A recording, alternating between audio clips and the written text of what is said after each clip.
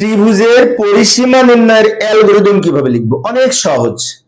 ত্রিভুজের পরিসীমা নির্ণয়ের অ্যালগরিদমের জন্য আমাদের ত্রিভুজের পরিসীমা সূত্রটা হচ্ছে পরিসীমা সমান তিন বাহুর দৈর্ঘ্য যোগ করলেই পরিসীমা হয়।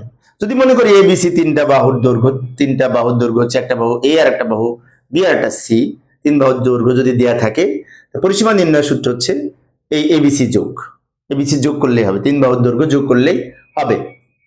এবার আমরা অ্যালগরিদম লিখবো। ধাপ 1 প্রোগ্রাম শুরু করি।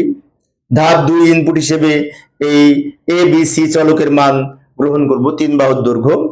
ধাপ 3 এই পরিসীমার সূত্র লিখব, পরিসীমা সমান তিন বাহু যোগ করলে পরিসীমা হবে প্লাস বি প্লাস সি।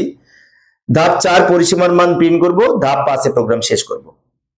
এখানে আমরা লক্ষ্য করলে দেখতে পাই এই যেটা হচ্ছে ইনপুট এবিসি, প্রক্রিয়াকরণে নির্ণয় করব এবং পরিসীমার মান প্রিন্ট করব।